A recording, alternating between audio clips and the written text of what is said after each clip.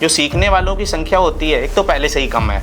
ठीक है, पुस्तकों से जुड़ना वैसे भी कम हो चुका है, लेकिन अगर बीच में हम कहीं ना कहीं आर्थिक रूप से कुछ चीज़ों को ले आते हैं तो वो और कम हो जाता है। तो मैं नहीं चाहता हूँ कि वो चीज़ें कम हो, तो सामने से ये चीज़ें हैं कि भैया आप भले ही 5 रुपये लीजिए, 2 रुपये लीजिए, लेकिन एक मिनिमम थोड़ा सा रख दीजिए, क्योंकि हाँ, निःशुल्क जो होता है ना उसकी कोई कद्र नहीं करता। जो ख्याल है लोगों को पुस्तक वितरित करने का, ये आपके मन में कहाँ से आया? क्योंकि आम तौर पर आज की जो जनरेशन है पुस्तकों पे नहीं जा रही है। किसी की लाइन है कि जूते अब दुकानों पे बिकते हैं और पुस्तकें सड़कों पे बिकती हैं। तो मतलब आप आज के इस ज़माने में लोगों तक पुस्तक पहुंचाना, साहित्य पहुंचाना, इसके बारे में हमारे दर्शकों को बताएं। मैं एक शाम लेटा हुआ था और मैं आपको बताऊं कि हमारे एक मित्र हैं भानु सक्सेना जी, और वो पुस्तकालय में सह पुस्तकालय अध्यक्ष की भूमिका में कार्यरत हैं, और हमारा जो छोटा भाई है अमन पांडे, वो पुस्तकालय अध्यक्ष की भूमिका में कार्यरत है। तो शुरुआत जब हमने की तो मेरे मन में ख्याल आया कि मेरे पास कुछ चुनिंदा पुस्तकें थीं जो मैं पढ़ता था, और इसी क्रम में मुझे लगा कि वो पुस्तकें जब मैं पढ़ लेता हूँ तो वो रखी रहती हैं कहीं ना कहीं किसी कॉर्नर में, और ऐसा बहुत कम होता है कि हम किसी पुस्तक को एक बार पढ़ लें तो हम दोबारा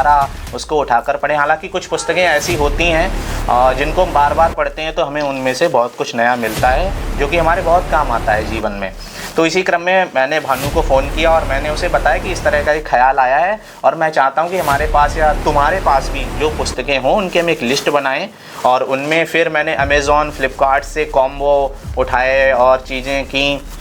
तो हमने एक कलेक्शन किया। और शुरुआत में जब हम बहुत से लोगों के साथ में बैठे, मैंने उन्हें बताया भी, तो सामने से ये चीज़ें हैं कि भैया आप भले ही 5 रुपये लीजिए, 2 रुपये लीजिए, लेकिन एक मिनिमम थोड़ा सा रख दीजिए, क्योंकि हाँ, निःशुल्क जो होता है ना उसकी कोई कद्र नहीं करता है। बात सही है आपकी। लेकिन मेरा मोटिव जो था ये था कि अगर मैं 1 रुपये भी लूँगा, 2 रुपये भी लूँगा, तो वो कहीं ना कहीं एक मैसेज ये जाएगा कि ये निःशुल्क तो रह नहीं गया, लेकिन मैं चाहता था कि मैं चीज़ों को अच्छे से उपलब्ध भी कराऊँ, लेकिन वो पूर्णतः निःशुल्क हों चीज़ें। हम लोग गाइड भी करते हैं, समय समय पे प्रतियोगी परीक्षाएं भी कराते हैं और सम्मानित भी करते हैं, पूरा एक सम्मेलन भी करते हैं। अभी हमने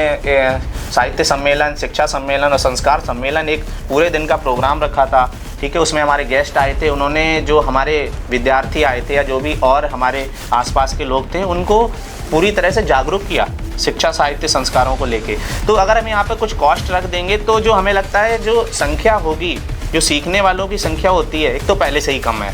ठीक है, पुस्तकों से जुड़ना वैसे भी कम हो चुका है, लेकिन अगर बीच में हम कहीं ना कहीं आर्थिक रूप से कुछ चीज़ों को ले आते हैं तो वो और कम हो जाता है। तो मैं नहीं चाहता हूँ कि वो चीज़ें कम हो, तो इस वजह से हम लोगों को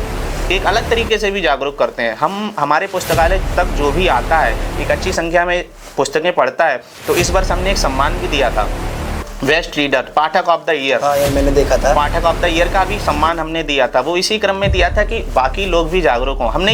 ये नहीं कह रहे हैं पाठक ऑफ द ईयर जो है किसी एक को ही देंगे। अगर एक अच्छे पुस्तकें एक अच्छी संख्या में पढ़ने वाले और भी हमारे पाठकगण हैं तो हम उन सबको सम्मानित करेंगे, और कहीं ना कहीं जो सम्मान होता है वो हमें एक नई ऊर्जा देता है और उस दिशा में और भी अच्छा करने के लिए हमें आगे संलग्न करता है कि हम चीज़ें